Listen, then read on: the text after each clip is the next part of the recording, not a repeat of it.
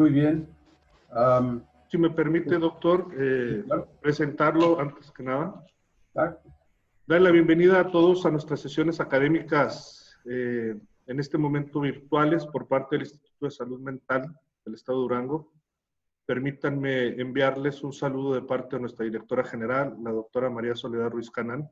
Muchas gracias por participar, tanto al personal del mismo ISMED, que fueron diseñadas estas sesiones académicas para el mismo personal, pero sacando ventaja de esta pandemia que nos cursa en estos momentos, se decidió hacerlas virtuales por el momento y invitar a mucho más gente, ya que este tipo de plataforma nos da la oportunidad de ampliar el espacio de personal de salud para que pueda escuchar nuestros temas tan interesantes y sobre todo de los ponentes de gran calidad que nos acompañan en estas sesiones. En esta ocasión nos acompaña el doctor Víctor Fernando Anguiano Álvarez. Él es doctor en Ciencias Médicas por la Universidad Juárez del Estado de Durango y doctor en Antropología Social por la Universidad Iberoamericana de la Ciudad de México. Maestro de Salud Pública por la Escuela Nacional de Salud Pública de la Secretaría de Salud y Asistencia. Catedrático de la Facultad de Medicina y Nutrición, ahora FAMEN.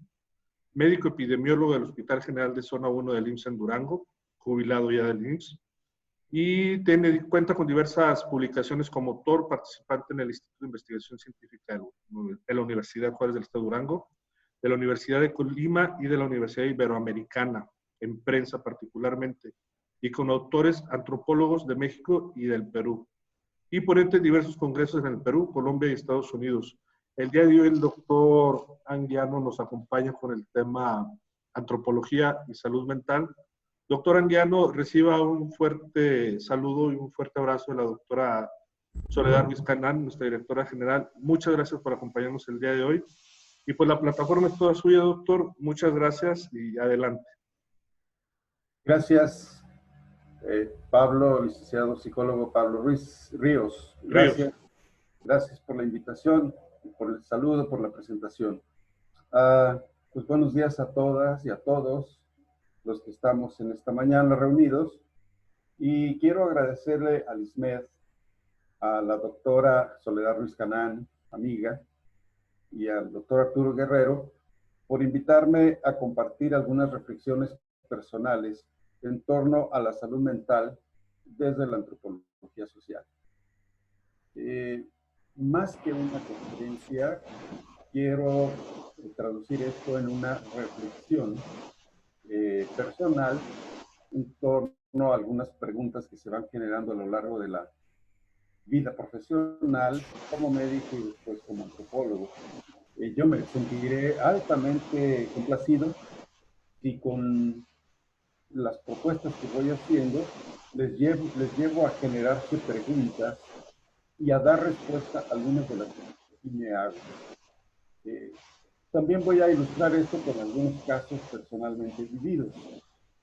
De hecho, iniciaré por contarles el caso del loquito del Hospital Civil de Durango y su respuesta cuando nos invitamos a tomar un café. Esto se dio, imagínense, todavía existía el Hospital Civil, pues esto se dio cuando íbamos a iniciar, cuando estábamos como candidatos a ingresar a la Facultad de Medicina, a la hoy Facultad de Medicina. Y en ese tiempo una de las exigencias que había que aprobar pues era ir al pabellón de trastornos mentales, del psiquiátrico, del pabellón psiquiátrico del Hospital Civil. Ahí nos recibió de blanco un personaje que nos fue explicando caso por caso, diagnóstico, tratamiento, pronóstico de cada uno de los pacientes, al grupo de candidatos a ingresar a la facultad. Y resulta que nos presenta incluso a los pacientes problemáticos que estaban en celdas separados de los demás. Este es esquizofrénico, aquel es tal, acá, aquí, acá, cada uno. Nos dio un recorrido de más de 2 horas por ahí, por el pabellón psiquiátrico, y luego, pues ya nos dice, ¿saben qué? Bueno, pues hasta aquí, este es el recorrido, qué bueno que están aquí, muchachos, ánimo, échenle ganas a la escuela. Nos volteamos a ver entre todos y para ver pues ¿cómo le íbamos a agradecer ese recorrido a ese enfermero? Y entonces dijimos, bueno, pues vamos a invitarlo un refresco aquí afuera. Y entonces cuando le dice uno de nosotros, oye, gracias por la presentación del pabellón, te invitamos a tomar un refresco. Ven, pues vamos, gracias por agradecer. Y entonces voltea y me dice, no, es que no puedo salir, no me dejan. Dicen que estoy loquito. Fue impresionante, impresionante esa declaración de él a partir de un diagnóstico nuestro. Porque yo me preguntaba en ese momento como joven, ¿qué es la salud mental o qué es la enfermedad mental? Porque a mí me daba la impresión que él estaba más cuerdo que yo. Y entonces la pregunta inicial, pues me llegó a preguntarme, a crear la primera pregunta, ¿qué es lo normal? Y más aún, ¿cuáles son las fronteras de la normalidad en el campo de lo mental? Porque yo cuando veo a esa persona lo veo tan limítrofe entre lo que aparentemente era lo normal entre nosotros, los estudiantes que estábamos ahí, y él que era definido como enfermo. Entonces, ¿qué es lo normal? Bueno, a ese respecto, pues hay algunas posibilidades. Lo normal como un fenómeno estadístico al que estamos acostumbrados, a la campana de Gauss, a la distribución normal de un fenómeno, también a promedios, medios, medianas, modas, etc. Bueno, pues esa es una construcción de lo normal, lo más común. Aquello que también puede ser aceptado como normal por una sociedad que se autodefine como la más desarrollada y que desde ahí cuestiona las realidades de otros grupos sociales y culturales a quien considera menos desarrollados. Esto es muy común dentro de la antropología inicial, donde los ingleses del siglo antepasado se consideraban como la sociedad más desarrollada, más civilizada, decían ellos, del mundo, y entonces volteaban a ver a otros que no eran normales como ellos, que eran anormales, primitivos, subdesarrollados, etc. Lo normal también puede ser aquello que se experimenta día a día por una comunidad, una sociedad, una cultura. Eh, Viene al caso, en algún momento de experiencia en el estado de Chiapas, que hicimos una acción comunitaria, barrido por una comunidad, y encontramos que 9 de cada 10 niños tenían datos clínicos muy claros de parasitosis intestinal. 9 de cada 10 niños. Y entonces resulta que cuando les decimos a las mamás, señora, mire, el niño tiene lombrices, vamos a llevarlo al centro de salud para dar tratamiento, bla, bla, bla. La respuesta fue, no, no, no, no vamos. ¿Por qué? Es que es normal que los niños tengan lombrices a esa edad. Pues si todos tienen o la mayoría tiene, pues entonces lo normal es que tengan. Fíjense cómo podemos construir desde muchas perspectivas lo que es lo normal. Más trágicamente, en un recorrido por Comalcalco, Tabasco, pues ahí a la brigada que íbamos de salud, resulta que nos encontramos a una mujer sumamente violentada físicamente, muy golpeada en su cara, en su cuerpo, y entonces nosotros pues le propusimos que fuera o que la acompañáramos a presentar una denuncia contra el esposo que la había golpeado. La respuesta fue también terrible. No, es que es normal, es mi marido, y si me quiere me pega porque le importa. Es normal eso para ella. ¿Es normal para nosotros? Pues diríamos todos que no puede ser normal que esa mujer acepte que la golpeen a tal grado, pues porque es el esposo o porque la quiere. Bueno, también lo establecido por la medicina occidental hegemónica, esa que llamamos también biomedicina o alopatía, la medicina derivada de Occidente, que en torno a nuestro tema nos lleva a considerar como normal que las enfermedades mentales y la salud mental se hospeden en el campo clínico biologicista, vista la salud mental como el regreso del paciente a lo normal gracias al psiquiatra. La curación del paciente es lo que esperaríamos como una respuesta a la normalidad.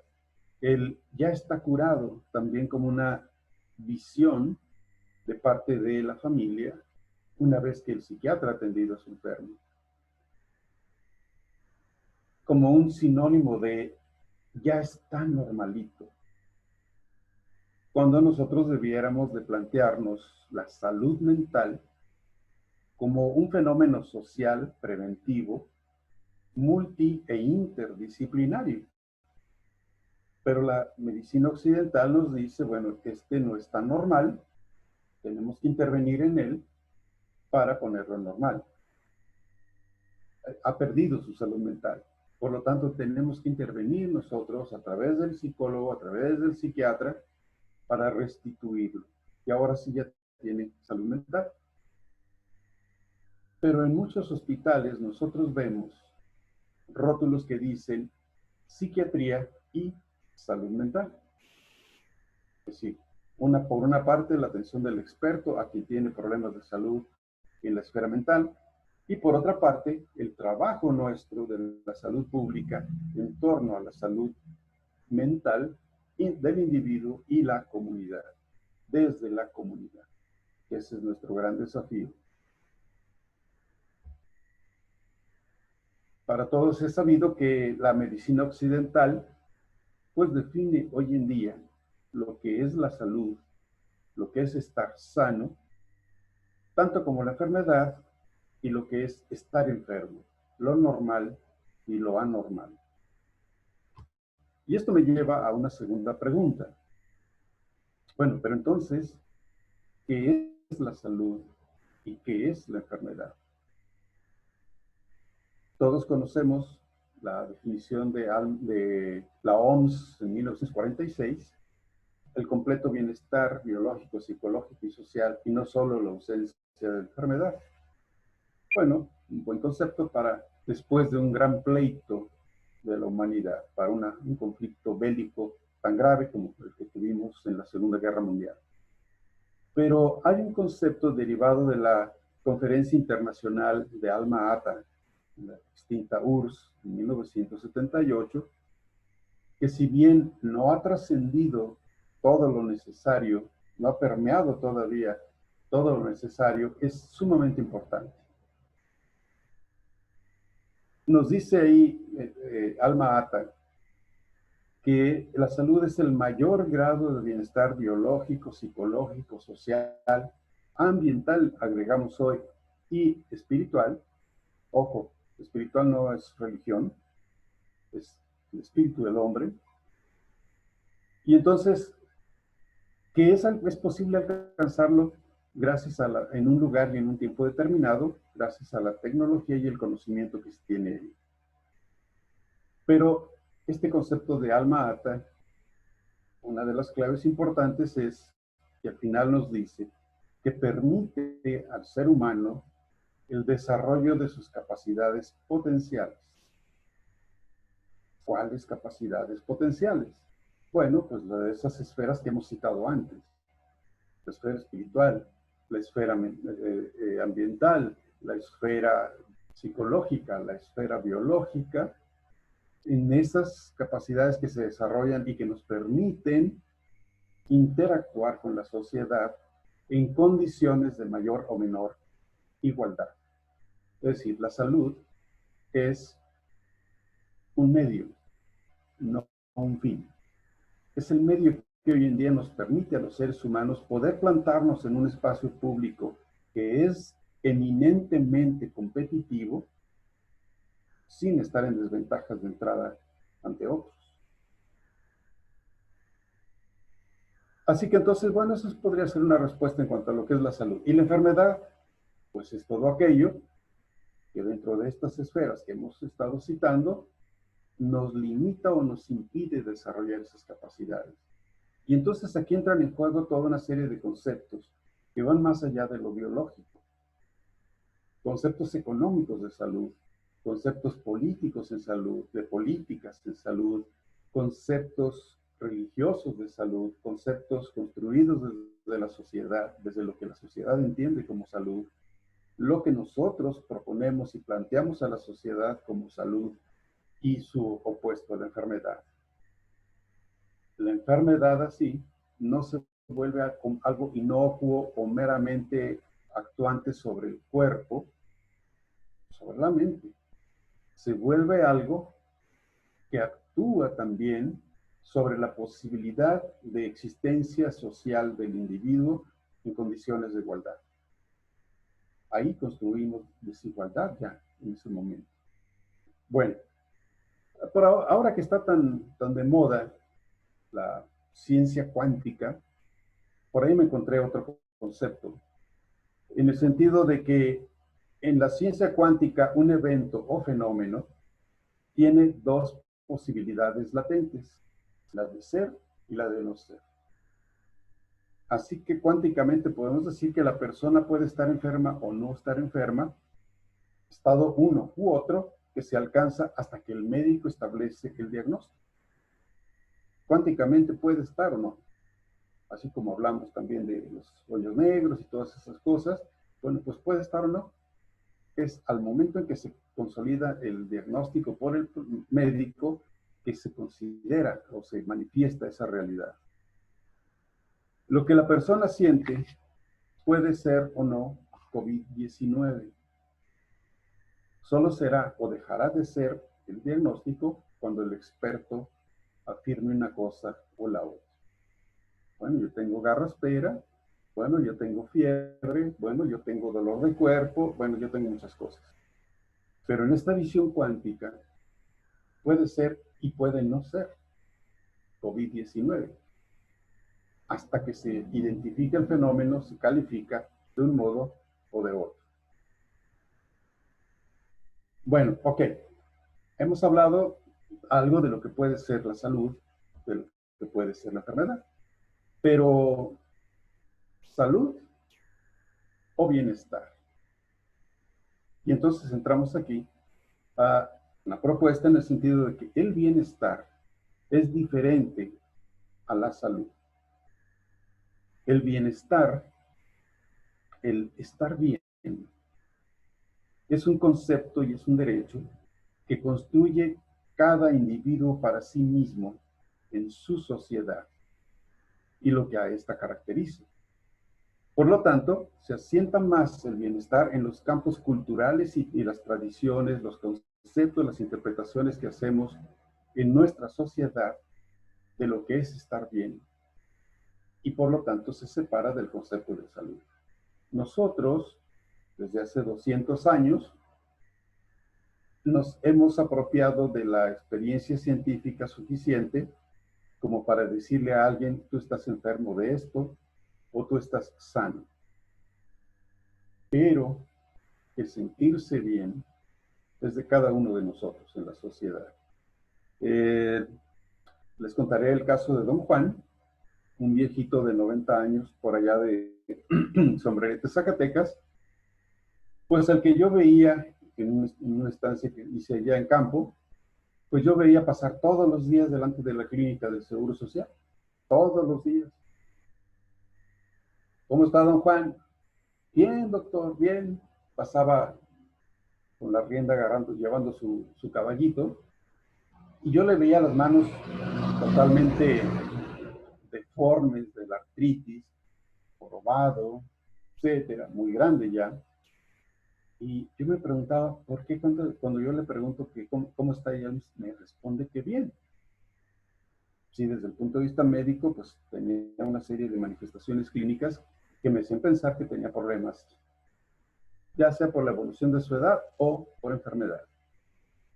Y él me decía, estoy bien, estoy bien. En un momento no me aguanté y le pregunté, oiga, don Juan, a ver, venga, platíquenme. ¿Por qué dice usted, siempre que le pregunto, me dice, está bien? Mire cómo están sus manos enfermas, mire. ¿Por qué se dice que usted que está bien? Ay, doctor. Y me respondió con una sonrisa pícara. Dice, porque todavía puedo llevar mi caballito a pastar. Por eso estoy bien. Para él eso era su bienestar. Les comparto otra anécdota. En algún momento mi padre estuvo muy grave en el hospital del Seguro Social. Y bueno, en una noche, ya muy noche, pues un grupo de compañeros médicos especialistas se reunieron en torno a su cama para debatir sobre el diagnóstico y el tratamiento para salvarlo, porque realmente estaba muy grave. Platicaron conmigo delante de la cama de mi papá, y entonces quien encabezaba el grupo le dice, don Jesús, no se preocupe, ya establecimos lo que usted tiene, ya sabemos lo que tiene y ya sabemos lo que vamos a hacer para que se recupere. Y entonces de una manera muy amena, muy calurosa, muy afectuosa, le dice, muy bien, don Jesús, dígame, ¿qué más se le ofrece?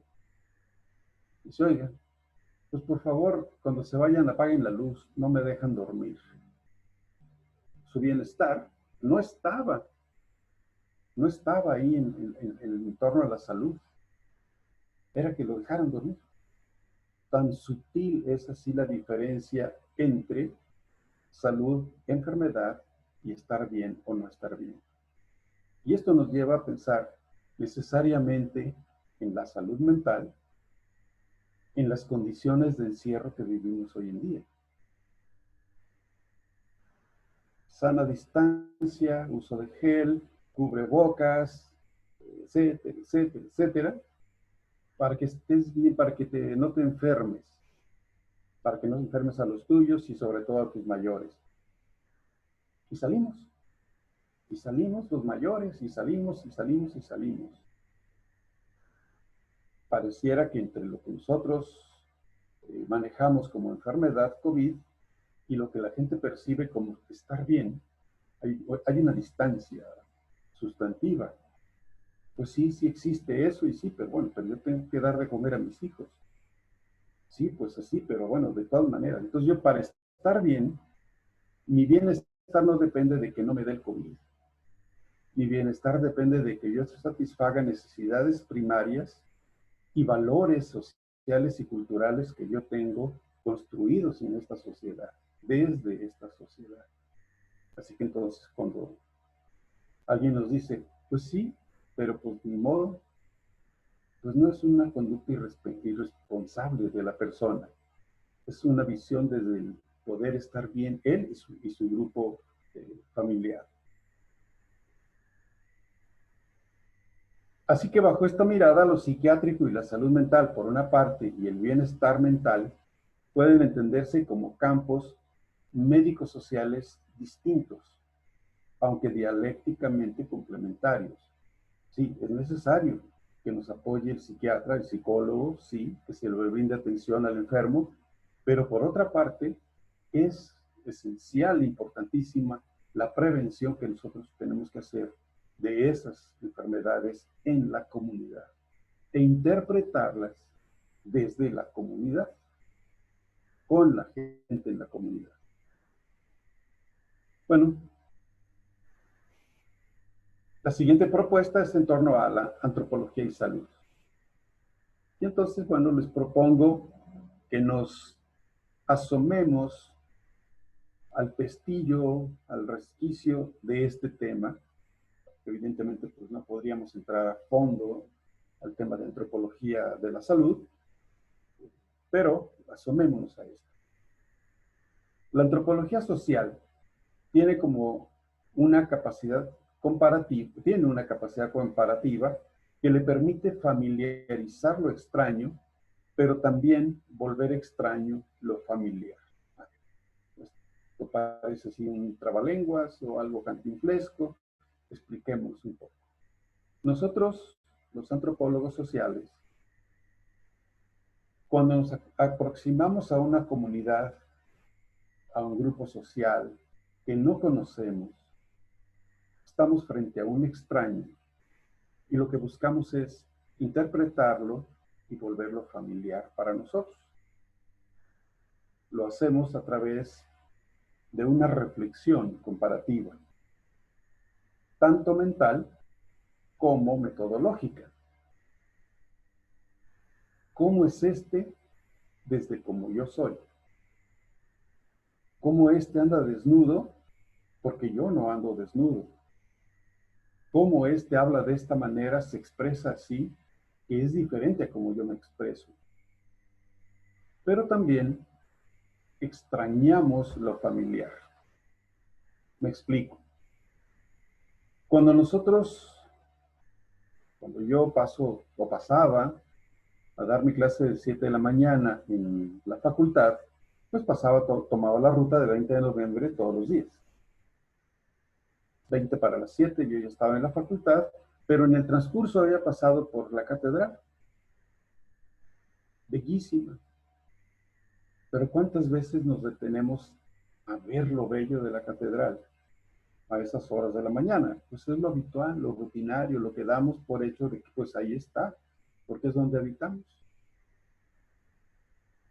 Tenemos que extrañar eso que nos es familiar para decir, ah, caray, pues es que viéndolo bien, nuestra catedral, pues no le pide nada a ninguna del país y muy probablemente a muchas de Europa, les puedo decir que de Centro y Sudamérica con más ganas, pero no es extraño para nosotros, es tan conocido que pues lo damos por hecho.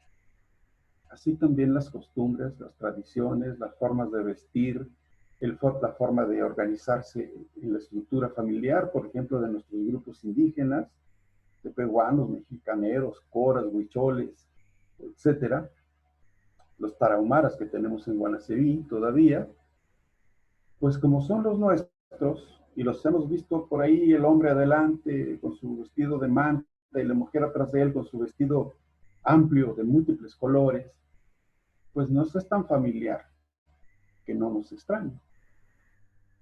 Pero podríamos extrañarnos preguntándonos por qué es que siempre va el hombre adelante, por qué la mujer siempre adopta esa posición de ir atrás del hombre junto con los niños, etcétera. Entonces, bueno, nuestra función, pues, en la antropología, pues, es aproximarnos a quienes viven en esos espacios de extrañeza, que no necesariamente son distantes a nosotros, a sus formas de concebir, organizar, estructurar, valorizar y llevar a cabo dentro de sus microespacios las realidades de su cotidianidad. ¿Cómo son? ¿Cómo se organizan? ¿Cómo se definen? ¿Qué piensan? ¿A qué le dan valor? ¿A qué no le dan valor? Etcétera. ¿Cómo interactúan con los fenómenos de salud y enfermedad en su espacio, en sus tradiciones, en su forma de concebir el mundo, en la forma de curar sus enfermedades, etcétera? Evidentemente, hoy en día tenemos que interpretar esa situación del enfermo, de nuestro enfermo, nuestro indígena, nuestro menonita, nuestro hermano campesino, etcétera, lo tenemos que entender pues dentro de un contexto macro en el que existimos todos hoy en día, que es el capitalismo. Un capitalismo pues que tiene efectos trascendentes en nuestra forma de conceptualizar la enfermedad, la muerte y el bienestar. Como nos plantea por ahí el antropólogo Roger Magazine, no podemos olvidar que vivimos dentro del capitalismo. Y no podemos olvidarlo no solo porque nos induce al consumo, etcétera, sino porque el capitalismo, una virtud del capitalismo en sus inicios, hablando en términos más básicos del capitalismo,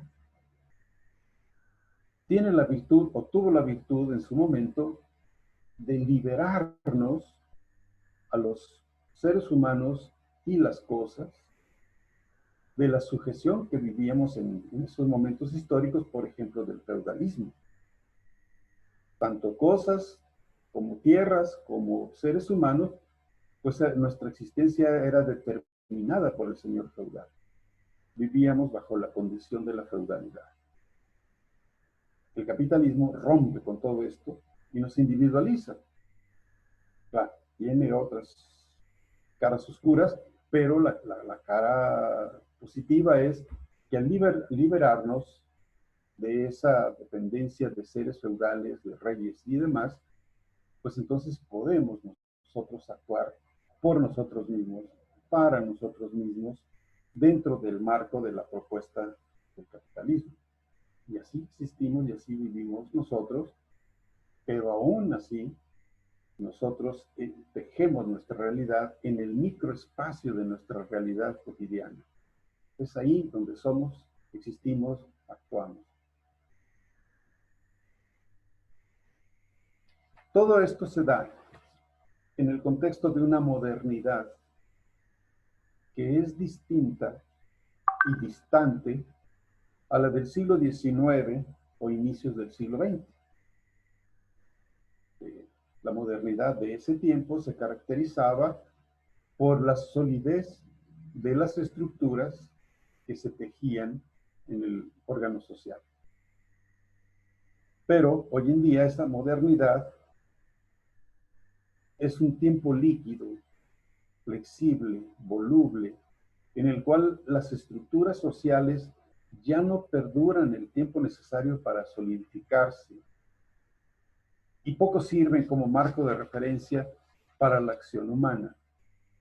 La separación del poder y las políticas, el debilitamiento de los sistemas de seguridad que protegían al individuo, la renuncia al pensamiento y la planificación a largo plazo que hoy en día se da dentro de nuestra sociedad, en esa modernidad inestable, líquida, transfuga, dice Bauman, sociólogo, antropólogo también.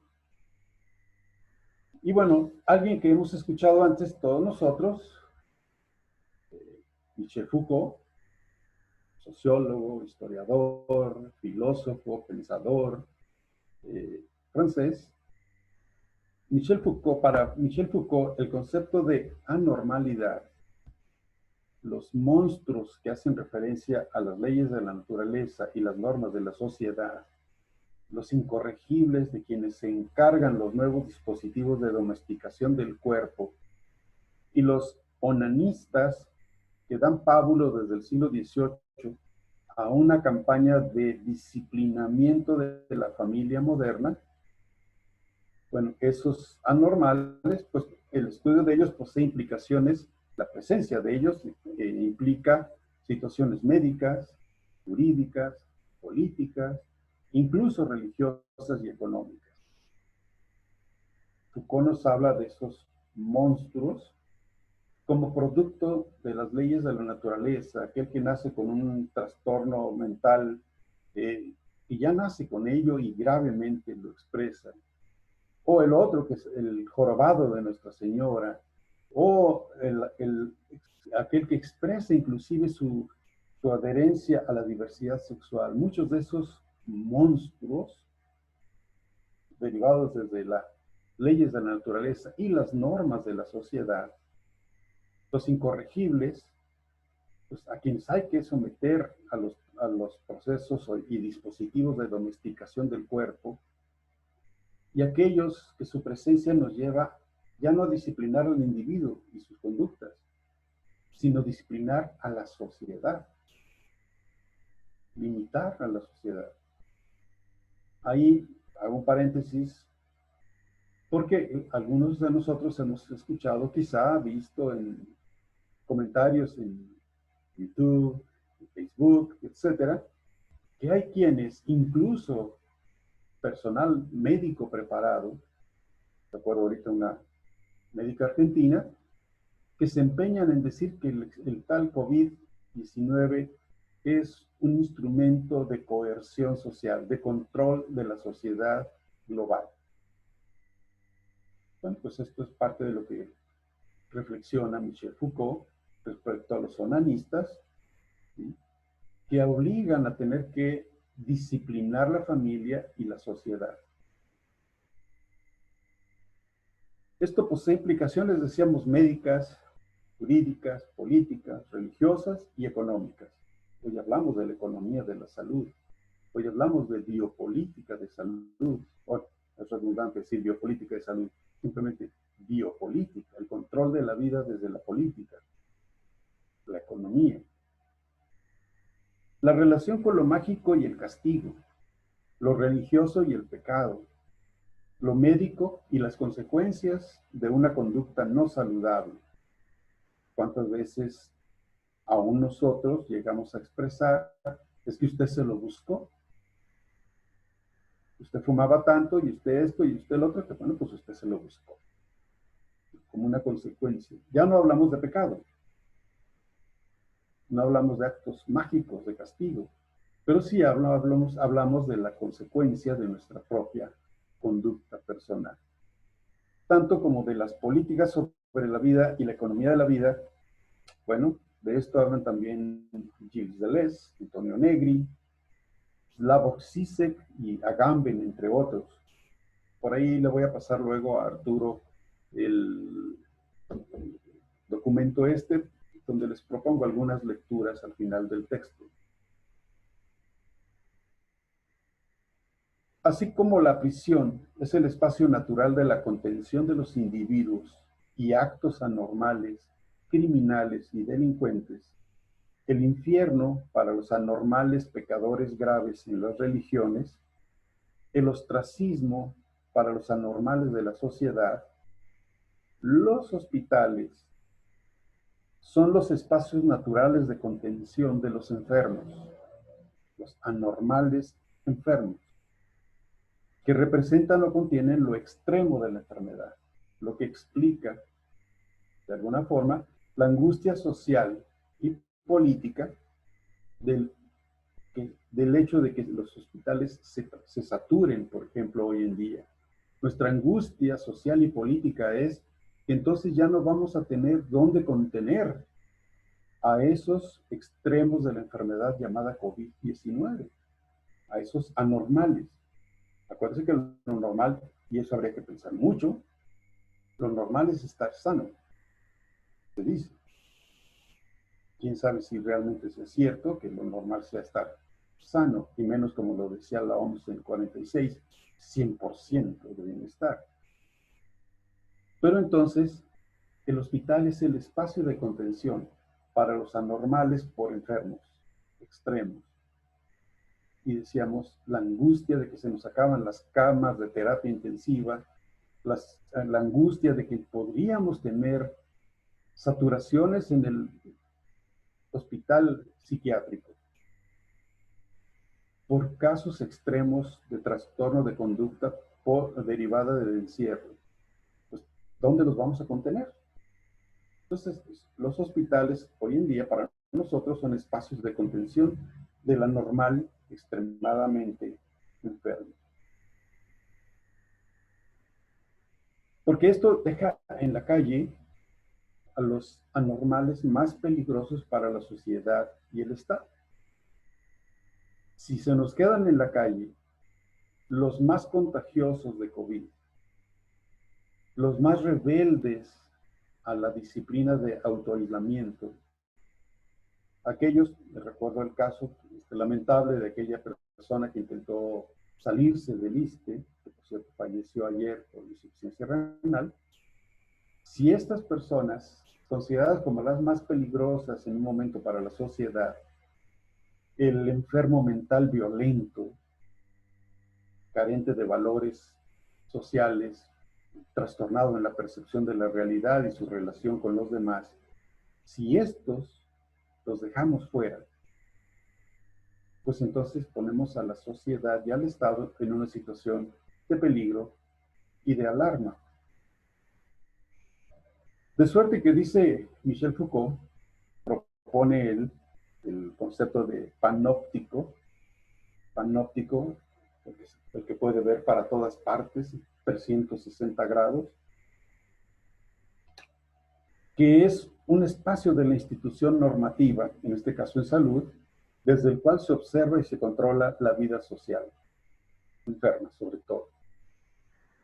Foucault, cuando escribe su texto, déjenme, se los digo para no mentir, su texto Vigilar y castigar, el nacimiento de la prisión, allá en 1975, cuando él habla de esto, él pone el ejemplo de las prisiones, que en ese momento eran entidades de las cuales los estados se sentían orgullosos, tener las mejores prisiones, tener los mejores sistemas de control del individuo, poder vigilarlo completamente al preso. Dice Michel Foucault, hay una torre en medio de esas prisiones que permite a los vigilantes una vista de 360 grados de la cárcel y así estar vigilando constante y completamente a cada uno de los presos. Bueno, pues entonces él dice, pues el panóptico, que él fortalece ese término, hay otro personaje que es quien lo propone de entrada, pero Foucault es el que lo consolida, es ese espacio de la institución normativa en salud desde la cual se observa y se controla a la vida social enferma. De alguna manera nosotros participamos en ese panóptico. De alguna manera nosotros vigilamos a la sociedad y a la vida de los enfermos. Bueno, pero aproximarnos a la enfermedad, a las enfermedades, dice Foucault, se puede dar desde dos posibilidades.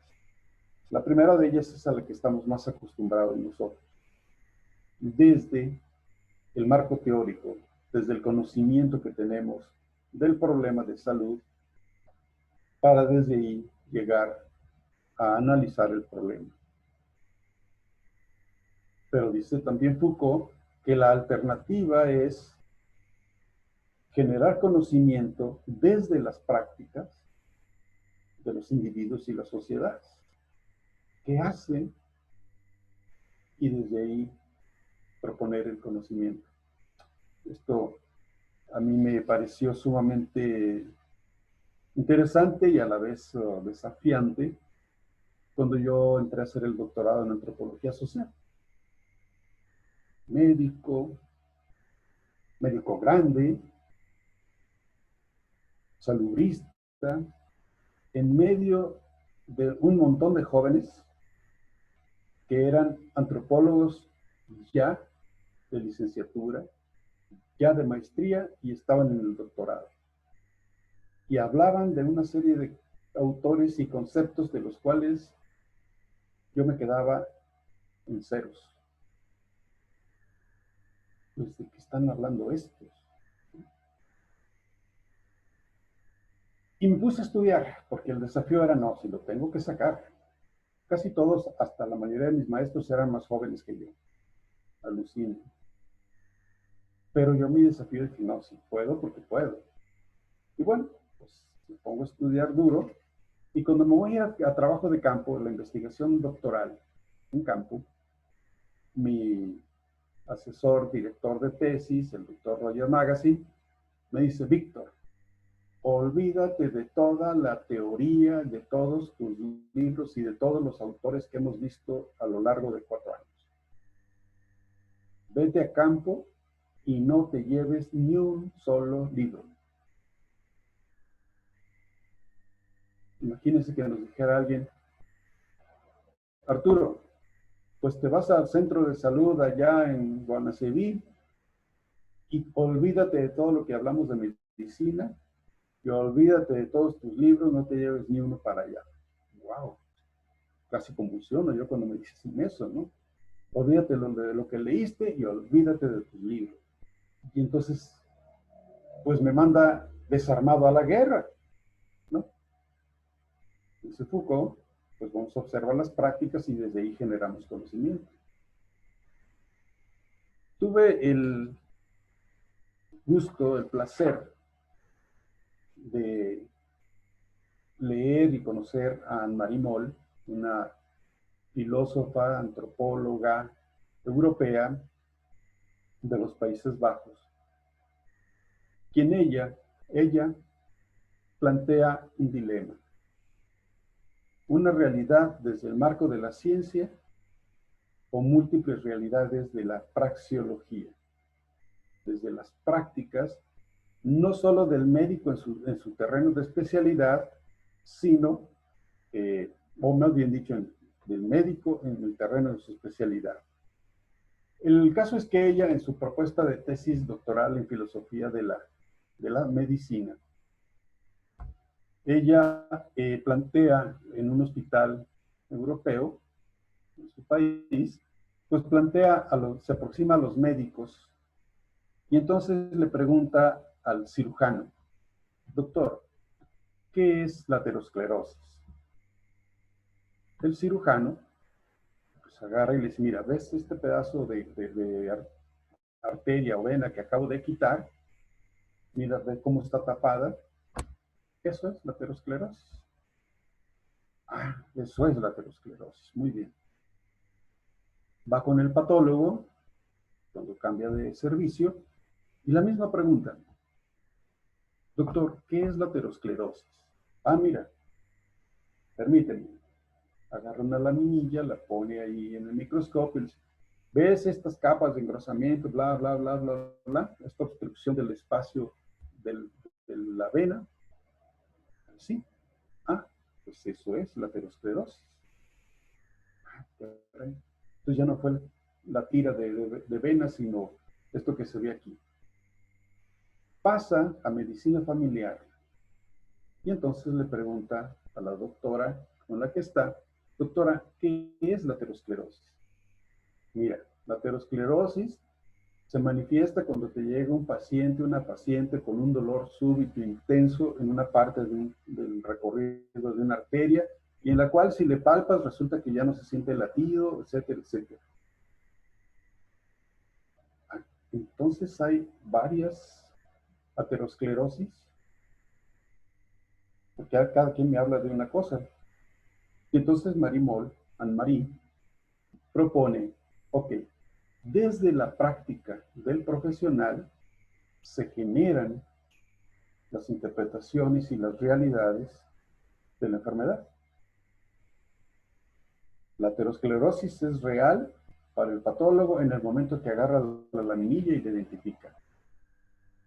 Para el médico familiar, cuando se le presenta a la persona con el trastorno, las manifestaciones clínicas de la enfermedad. Para el cirujano, en el momento en que está abriendo y detecta ese tramo arterial dañado. Eso es la aterosclerosis. Y entonces dice, entonces, en los espacios de la práctica cotidiana de los especialistas, se generan diversas realidades en torno a una misma enfermedad. Así que entonces son realidades múltiples en torno a un fenómeno. Desde la ciencia, esto nos cuestiona. Es que como que varias cosas. El fenómeno es único y universal e irrepetible bajo condiciones de experimentación semejantes a las que se produjeron en un principio. Eso nos dice la ciencia. Algo para que tenga valor dentro de la ciencia occidental médica, pues tiene que ser algo que se encuentra en todo el mundo, que se puede replicar bajo las condiciones de investigación para que tenga valor. Pero en Marie Moll dice, bueno, no, ahí, en la práctica de la cotidianidad, se producen realidades diferentes en torno a una misma situación. A ese respecto, cuando hice mi investigación doctoral,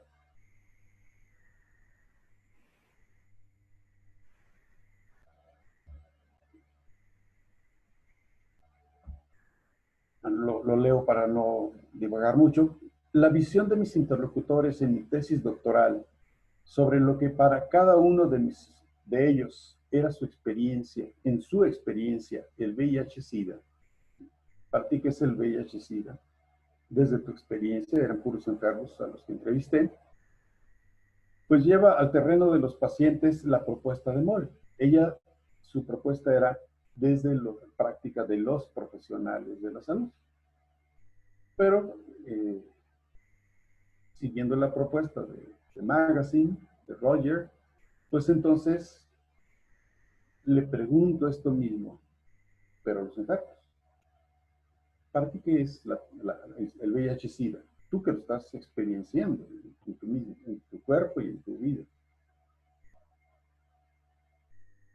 ¿Qué es el VIH-Sida para el enfermo de escasos recursos que vive en condiciones de marginación y discriminación social? Todos ellos se definían como adscritos a la diversidad sexual, además eran pobres y vivían en condiciones de marginación, también por grupo étnico, etc. Esto fue en Guadalajara. ¿Será lo mismo para ellos lo que declara la ciencia médica? Pues no. Para ellos, cito algunas frases textuales de mis interlocutores, el VIH-Sida es una prueba que Dios le pone a los más fuertes de sus hijos. Eso me decía un chico de 18 años que había sido diagnosticado desde los 13. Es una prueba que Dios le pone a los más fuertes de sus hijos. Eso, para mí eso es el VIH-Sida. El castigo a la vida de degenere que llevé, me lo merezco. Es un castigo. Es un castigo de Dios por la conducta que yo llevé. Eso no lo dice la ciencia. Eso lo dice quien tiene la enfermedad, quien vivencia la enfermedad. De hecho, se crea una hermosa paradoja cuando alguno de estos jóvenes me dice, gracias al VIH-Sida, estoy vivo. Me frenó de la vida que llevaba, de excesos, de drogas, sexo y todo eso. Nada más paradójico. Una enfermedad mortal por definición, aunque tratable con medicamentos para nosotros, según nosotros, una enfermedad que puede matarme se vuelve mi salvación porque si no yo ya estaría muerto. Imagínense qué paradoja tan hermosa y tan antagónica de que la enfermedad que me puede matar me salva de morir. Las percepciones de estos mismos interlocutores en torno al tema de salud y enfermedad actual con el COVID-19, sí, en torno a este tema que se genera hoy en día con el COVID-19 y la ocupación de los hospitales, cuando yo le pregunté a ellos, o ellos me hablaron de qué cosa era el hospital, porque todos mis interlocutores iban al antiguo Hospital Civil de Guadalajara a recibir tratamiento y en algún caso, pues internamiento. Para ellos el hospital era, cito, dolor y esperanza, miedo. Si me meten ahí es porque me voy a morir. Eso que para nosotros en la medicina occidental es el orgullo, es el templo culmen del saber de la ciencia médica. Y no hablemos del hospital de tercer nivel y del hospital del Instituto de Salud. Esos que para nosotros son los espacios máximos del saber de la ciencia médica, para muchos de mis interlocutores eran una dualidad, dolor y esperanza, miedo, temor. Y lo que mucha gente dice hoy cuando el paciente que se resistía a permanecer internado en el ISSSTE, es que si me dejan ahí es porque me voy a morir. Y eso lo dice mucha gente, adultos mayores sobre todo, cuando se dice, abuelita, es que mire, la vamos a internar, pero va a estar bien ahí y se va a curar, se va a mejorar. No, es que si me llevan ahí es porque ya me voy a morir. Estamos hablando de construir, de cómo construimos realidades múltiples en nuestra cotidianidad. Y dice Anne-Marie Moll, esas realidades múltiples duran tan solo el momento de la experiencia. Y eso es interesantísimo. Duran tan solo el momento de la experiencia. Así que mañana es otra cosa, otra realidad. Y pasado y todos los días son múltiples realidades. En el caso, por ejemplo, de la interacción que tenemos que hacer nosotros los enfermos de VIH-Sida cuando vamos a pedir, bueno, íbamos, ya no existe, pero íbamos a pedir nuestro pase en el programa de, bueno, se me va el nombre ahorita ya, este programa de salud, pero íbamos por el voucher para que nos fueran a dar consulta, etcétera, etcétera. Y un día me toca una señora muy amable, hola joven, buenos días, venga, se pase el ciclo, ahorita le doy su voucher de Seguro Popular. Ok. Y mañana, o el mes que entra que voy, hay alguien que no está de moda y que yo que me aproximé a una realidad que yo consideraba amable, me topo con una situación difícil. Y otra quizá en la que voy y me diga, es que la que atiende no vino hoy. ¿Se fijan? Tres realidades diferentes a una misma circunstancia vivenciada por el enfermo. Quien me trata bien, quien me trata mal y quien ni siquiera está para tratarme, para darme el pase al médico. Entonces, esa propuesta de Anne-Marie Moll que dice, y yo lo encuentro en mi tesis, en mi investigación, que lleva al individuo a buscar construirse alternativas cotidianamente. Uno de ellos, de mis interlocutores, decía, es que yo ya le encontré el modo para no tener que andar haciendo filas, colas todos los meses y perder horas. Yo ya sé, si primero voy aquí y luego hago acá, y me ahorro muchos tiempos. Bueno, son casi las 10. Han tenido la cortesía de aguantarme. Pero para concluir estas reflexiones en voz alta, desde aquí podríamos cuestionarnos, desde la antropología, ¿qué es la salud mental para la sociedad covidizada? Es un término que me acabo de inventar, actual, a la luz de sus prácticas y realidades cotidianas restringidas. Decíamos que desde el capitalismo en el que vivimos estamos acostumbrados a la libertad, entre comillas, libertad de decidir, de movernos, de desplazarnos, irnos o quedarnos libremente. Pero en esta sociedad covidizada, restringida, ¿qué será la salud mental para los que estamos recluidos, severamente recluidos, coexistiendo espacios y tiempos que no coexistíamos? Aguantarnos el esposo a la esposa y la esposa al esposo, todo el día encerrados y por meses, y además con el miedo de que nos podemos contagiar.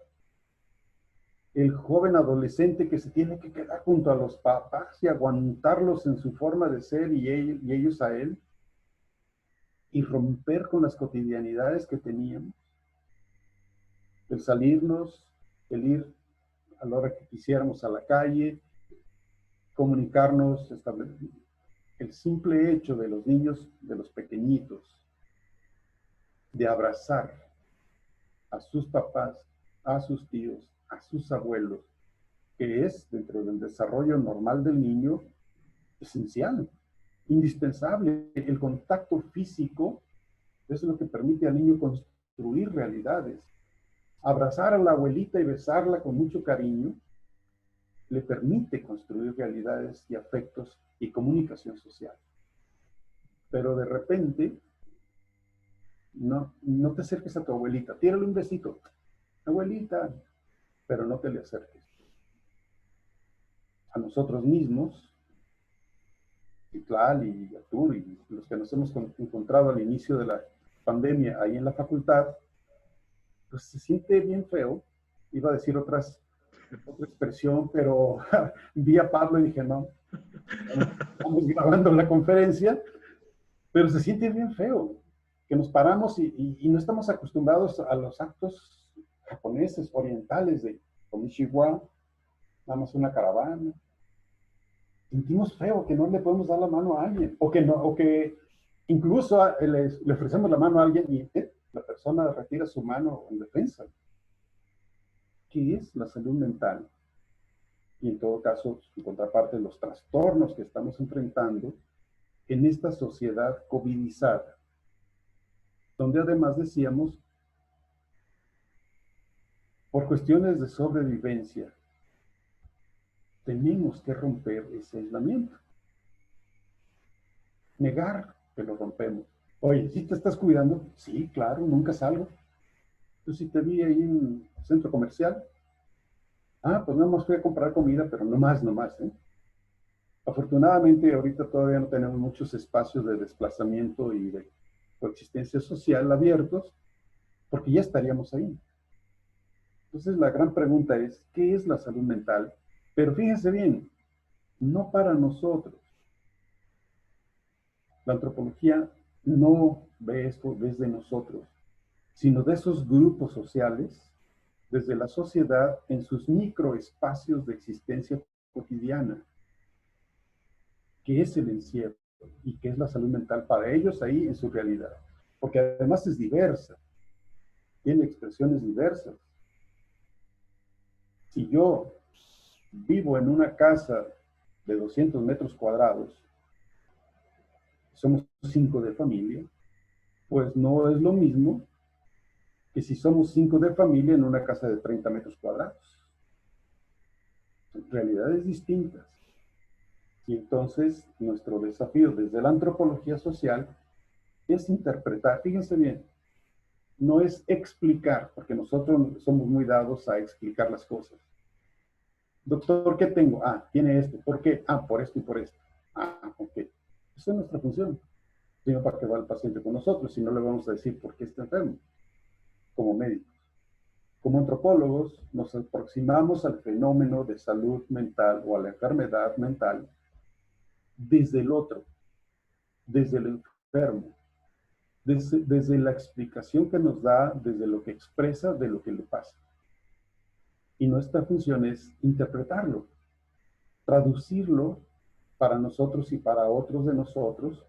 Y entonces es decirle al grupo de ustedes, ah, es que para estas personas su salud mental la consideran o la conceptúan como tal cosa.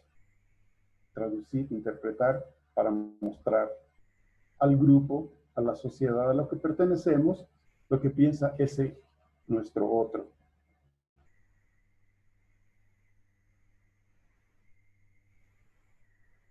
La restricción a las prácticas y realidades que el hombre ciudadano teje desde sus esferas biológicas, psicológicas, sociales, ambientales y espirituales, y que desde la construcción científica le permiten tener salud mental. Quisiera no meterme en la conceptualización de lo que es salud mental, porque tengo frente a mí la mirada de muchos expertos de lo que es la salud mental y de lo que es la enfermedad mental. Entonces, meterme entre las patas de los caballos, entre los expertos. Pero bueno, por ahí leyendo a un autor, Miranda, si está o no vigente, me perdonan mi ignorancia, pero señala que la salud mental es la capacidad, primero, de alcanzar una síntesis satisfactoria de los propios instintos potencialmente conflictivos. Y fíjense qué interesante, porque el ser humano lo definimos como un ser social por necesidad, por esencia. Pero resulta que tenemos instintos potencialmente conflictivos. Y entonces el manejo, esa síntesis satisfactoria de los propios instintos en la coexistencia social es parte de la salud mental. Segundo, establecer y mantener relaciones armónicas con los demás. Se deriva de lo primero. El manejar nuestros conflictos potenciales nos permite relacionarnos en armonía con los demás en la sociedad. Y tercero, la posibilidad de modificar el ambiente físico y social. Es decir, podemos interactuar con los fenómenos sociales y físicos y aún modificarlos.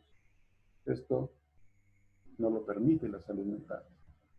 Bueno, así pues, la invitación que les hago es a aproximarnos a la salud, enfermedad, bienestar con y desde el otro, no buscando explicarle, sino interpretarle, extrañándonos de lo que nos es familiar en nuestras prácticas profesionales y de la sociedad local en la cual vivimos e interactuamos, extrañar nuestras propias prácticas, ponerlas en el terreno de la reflexión comparativa con otras prácticas y de la sociedad en la cual vivimos e interactuamos. Un ejemplo de ello podría ser cuando nos decía hace un principio, cuando nos admiramos de las catedrales europeas y cuán normalmente, entre comillas, vemos la nuestra sin admirarla. La hemos observado a las 6:30 de la mañana camino a dar clases en la FAMEN o a los hospitales. Pues muchas gracias por escucharme. Les agradezco la invitación, reitero, al INSEP, ¿qué es? Al ISMED y a la doctora Soledad Ruiz Canán. Por favor, Pablo, un saludo a la doctora, un abrazo. Claro que sí, doctor. De hecho, se disculpa la doctora porque trae algunos pendientitos ahí en su agenda, pero ahorita el doctor Guerrero se encargará de darle el agradecimiento en voz de la misma doctora. Vamos a abrir el espacio, doctor, a preguntas y comentarios, y como decimos nosotros en la casa, ¿no? El que hace la carne asada es el que come mejor. Entonces yo voy a hacer la primera pregunta, doctor. Con permisito, se dice. Claro, adelante. En base a lo que nos comentaba, doctor, de esto nuevo que está sucediendo, de lo que estamos viviendo, de cómo salimos, cómo estamos, se está utilizando mucho, inclusive a nivel federal, el concepto de la nueva normalidad. Digamos, ¿es válido usarlo? ¿No es válido usarlo? Porque lo vemos desde el punto de vista de, al momento de decir la nueva normalidad, ya estamos aceptando un cambio a nivel sociedad e inclusive a nivel personal, que, digamos, de una manera emocional, pues nos está surgiendo ya cambios en nuestra manera de pensar y de sentir las cosas. ¿Es válido usarlo o no es recomendable usarlo o no está autorizado usarlo? Bien, es una pregunta muy importante, no solo interesante. Gracias. Acuérdense que hemos mencionado lo normal como algo que nosotros los médicos hemos definido para quien posee una circunstancia y para la sociedad en la que se da la circunstancia. Entonces, caemos en la tentación de utilizar esos parámetros en los que nos movemos y que les llamamos normalidad. La normalidad de antes y la normalidad de ahora. Nosotros los médicos empezamos a hablar de la nueva normalidad, pero yo creo, desde la antropología, que no es que debamos de hablar de una nueva normalidad, porque además eso quiere decir, tenemos que entrar al juego de lo que es definido ahora. La nueva normalidad es esta y ahí te tienes que mover o te vuelves anormal. La nueva normalidad es que te quedas encerrado, que guardas la sana distancia, que usas el cubrebocas, que te lavas las manos, que usas el gel, que te limpias los zapatos, que evitas el contacto con otras personas en grupos de aglomeración, etc. Esa es la nueva normalidad. Pero es peligroso ese concepto. Encarcela a la gente, la mete al rebaño. Yo propongo el término, desde la antropología, a las nuevas realidades. Y otra vez, no es una realidad nueva, no. Cada uno de nosotros enfrentamos nuevas realidades en nuestro contexto familiar, en nuestro contexto social y laboral, en la calle misma. Entonces, deberíamos hablar mejor de las nuevas realidades que tenemos que enfrentar y construir desde la situación de salud y enfermedad que estamos enfrentando. Uno de nosotros, yo creo que casi todos, ya nos vamos acostumbrando a que tenemos que separar de la quincena cierta cantidad para los cubrebocas, para el gel, para el cloro, etcétera, etcétera, etcétera. Es una nueva realidad para nosotros. ¿Y por qué es diferente para cada uno de nosotros? Porque los 100, 200, 300 pesos que tenga que separar no tienen el mismo significado ni proporción de valor para uno que para otro, o para otro. ¿Cuántos son 300 pesos al mes? Para mí como doctora o doctor. Pero si hablo de la familia, entonces esto ya es mucho más. Y es una nueva realidad. Y será diferente esta quincena y la que sigue y la otra. A lo mejor en esta quincena esos 300 pesos, pues sí los puedo destinar a comprar cubrebocas, pero la otra tengo que pagar Coppel, tengo que pagar las deudas, y entonces a lo mejor no voy a comprar 300 pesos de cubrebocas. Sí, me parece muy importante tu pregunta, porque entonces tenemos nosotros la responsabilidad de interpretar las realidades del otro. ¿Por qué desde sus realidades es que no usa cubrebocas ese que va ahí por la calle? Lo podemos considerar desde lo normal, desde lo normalizado, desde lo normado, como un violador de las normas. Y entonces podemos hasta violentarlo. Por ahí se ha dado casos aquí en México, aquí en Durango, incluso, bueno, los conozco en otros países, en Perú, pues de la gente que va por la calle sin cubrebocas y lo agarran y lo funden a golpes, porque nos vas a contagiar a todos. ¿Por qué va sin cubrebocas? ¿Qué realidad enfrenta? Ahora, ¿en qué dimensión enfrenta esa realidad? Biológica, psicológica, social, económica, religiosa, ambiental, espiritual. Es alguien derrotado ya por sí mismo, alguien que ya perdió la posibilidad de trascenderse. Entonces ya el cubrebocas ya no tiene ningún significado, porque ¿para qué? Si ya no trasciende. Entonces, aguas. Esa es la propuesta hermosa de la antropología social. Asomémonos a esa realidad, pero desde la perspectiva del otro, para la perspectiva interpretarlo. Personal, sobre todo, ¿verdad? Sí, para interpretarlo, no para juzgarlo, ni explicarlo, sino tan solo interpretarlo. Ah, es que ahí, por esto y por esto y por esto. Alguna vez una anciana iba al Seguro Social todos los días a consulta en médico familiar, todos los días. Y nadie le encontraba nada de enfermedad. Y la señora iba todos los días. Y ya la habían pasado a todas las especialidades y nadie le encontraba nada. El diagnóstico era sana para la edad. Ya desesperado el médico familiar dice, pues se lo voy a mandar al epidemiólogo, al doctor Anguiano, a ver si él le haya algo.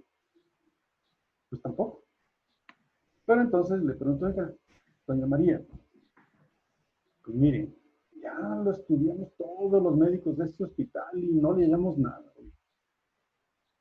¿Qué es lo que tiene?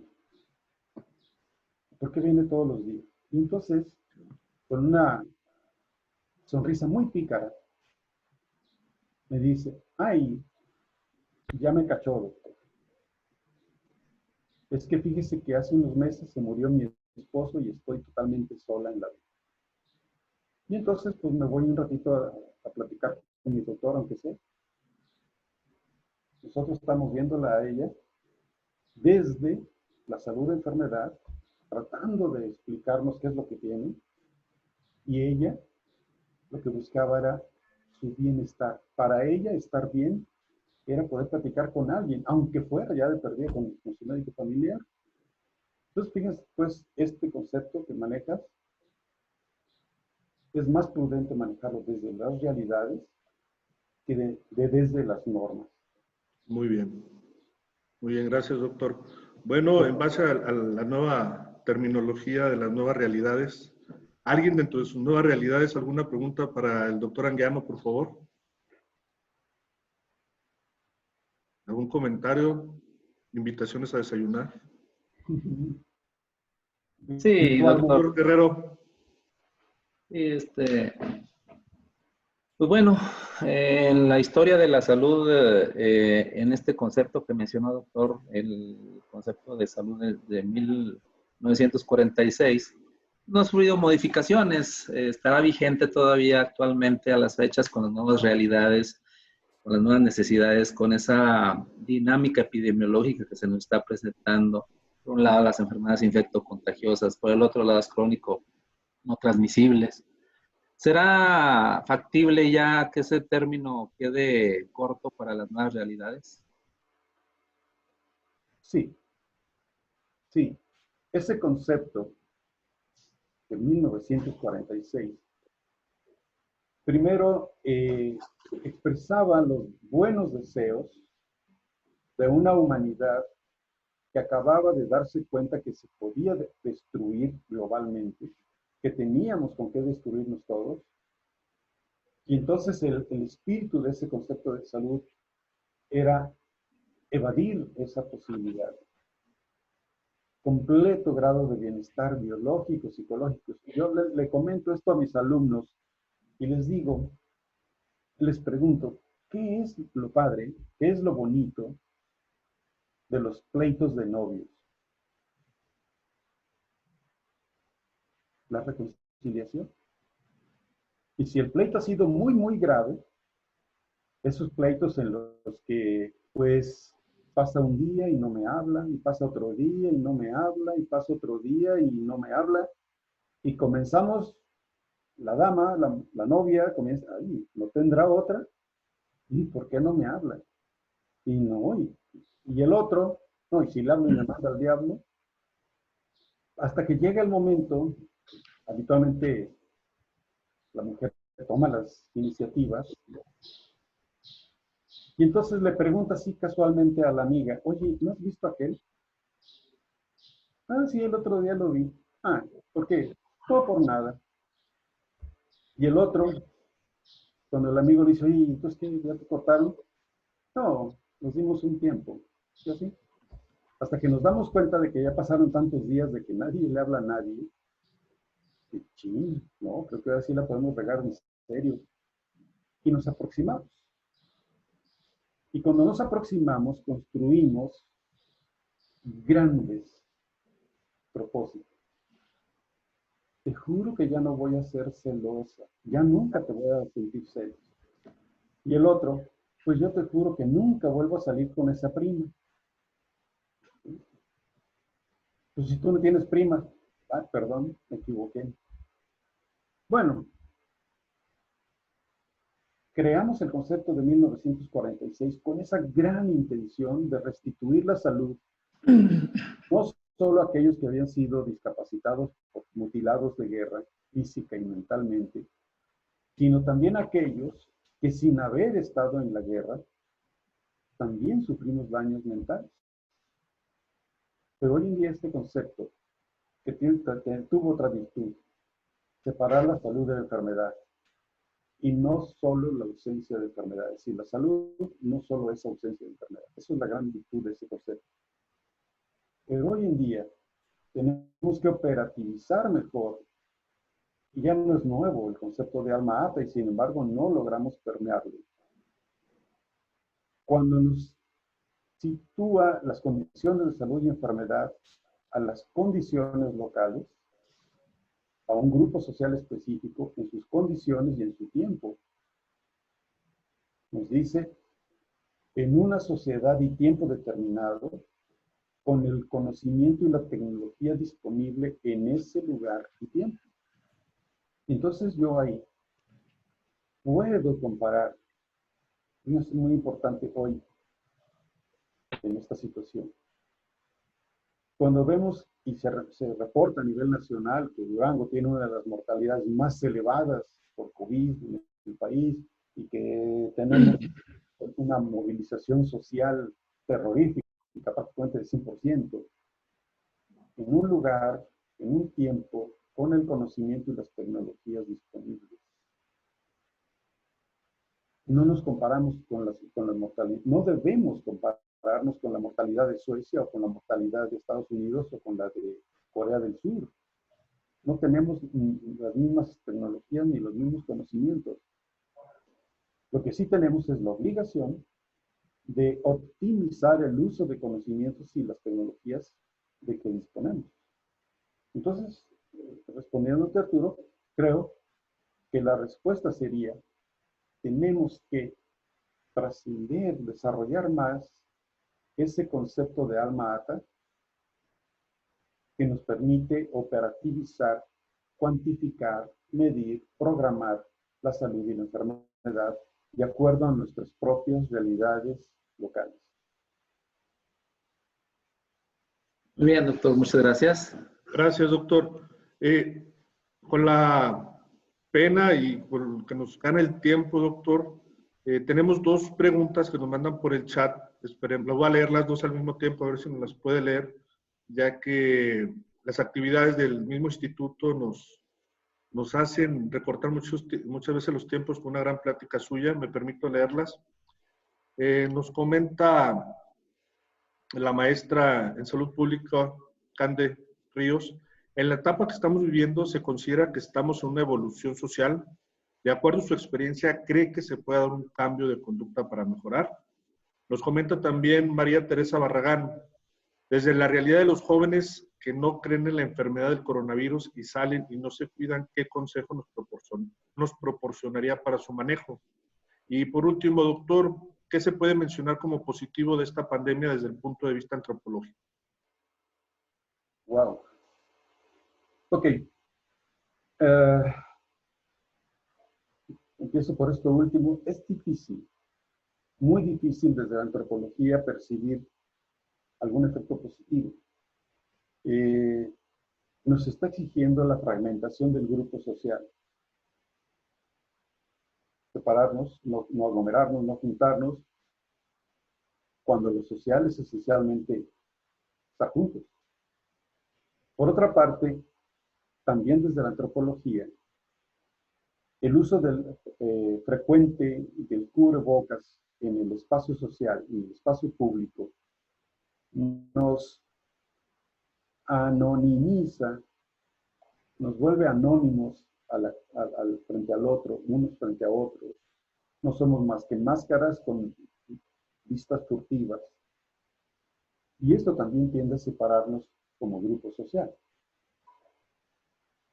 Cuando yo entro a la casa de mi hijo para ver a mi nieto, que tiene 9 meses, cuando entro con el cubrebocas y con los lentes que uso de diario, yo era el niño. Hasta que me quito el cubrebocas y empiezo a hablarle como le hablo, con cariño, hasta entonces reacciona y se da cuenta que es su abuelo el que está ahí. Bueno, pues cuando pasamos por la calle, que además esperamos que el otro que va por ahí no vaya a toser porque no sea las de malas, y además si no lleva cubrebocas, pues peor. O que esa persona que nos topamos en la calle, que tanto extrañamos y que, hola, ¿cómo estás? Y nos quedamos con los brazos, las manos abiertas y con la expresión de ching, te iba a saludar, pero no puedo. Pues todo eso quizás hasta nos deshumaniza, pero por lo menos fragmenta el grupo social.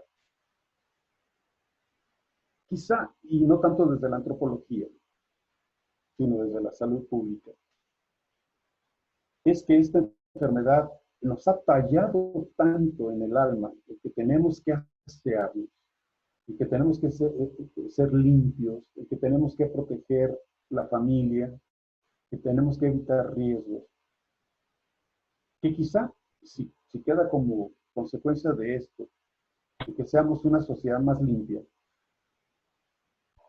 pues ya sería una ganancia de esta pandemia. Pero no hay muchas más ganancias. Cuando hablamos de 1.4 millones de familias mexicanas que de la noche a la mañana se quedaron sin ingreso económico. Cuando hablamos de 6 o 7 millones de seres humanos, de mexicanos, que se quedaron sin pan de la noche a la mañana, sin qué comer, que se tuvieron que separar y aislar y aún así se ven en la pobreza súbita. Pero si también pensamos en esos otros que súbitamente y por acción de la enfermedad tuvieron que gastar lo que no tenían, hipotecar, vender la casa, los carros, lo que fuera, para seguir adelante con la salud de su paciente, la recuperación de su paciente. Hay una cosa que no nos queda claro todavía en la sociedad y que quizá no lo hemos manejado suficientemente. Esta es una enfermedad que salido del hospital el paciente, que se va a estar ahí posiblemente 3, 4 semanas, le quedan meses después para tratar de restituir hasta cierto grado su capacidad pulmonar y su función pulmonar. Entonces, vamos a gastar y mucho una vez que salga del hospital, en la terapia respiratoria, en el aparatito que le haga respirar, ejercicios respiratorios, en 1000 cosas. Así que bueno, pues cosas así como que muy buenas que pudiéramos desde la antropología visualizar, quizá es la única que yo veo, o dentro de las únicas, esas nuevas costumbres de salud, de higiene, y por otra parte quizá, aunque muy conflictivo, un mejor conocimiento al interior del grupo social al que pertenecemos, a la familia en la que estamos. Hoy en día, esta enfermedad y este encierro nos ofrece la oportunidad de conocernos esposo-esposa. Mucho mejor de lo que nos conocíamos, de ya llegué, ya me voy. Conocer a nuestros hijos, pero desde ellos. Hablábamos de estos jóvenes que no quieren hacer caso y que dicen que no es cierto, que no existe. Bueno, pues vamos a aproximarnos a ellos para que ellos nos digan su argumento que les hace asegurar que no existe y que no se van a poner el cubrebocas. Algo tienen que decir. Por algo no lo están haciendo a ciegas. Por algo lo están haciendo y diciendo. Alguien les dijo, en alguna red social se lo dijeron. El desafío incluso propio de la edad, dentro del grupo al que pertenecemos. El concepto este de eres un gallina, quítate el cubrebocas, uy, qué miedoso eres y no sé cuántas cosas. Pues a lo mejor me hace quitarme el cubrebocas frente a mis amigos, frente a otros de mi misma edad. Entonces, pues hay mucho de esto. Pero bueno, me faltaba por ahí. Doctor, disculpe la interrupción.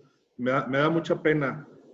Las actividades que continuamos aquí en el ISMED no nos permite darle continuidad a nuestra sesión del día de hoy.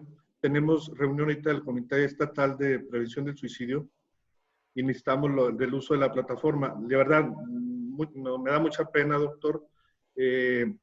No me queda más que decirle que una gran enseñanza, un gran aprendizaje el día de hoy con su plática, con su tema.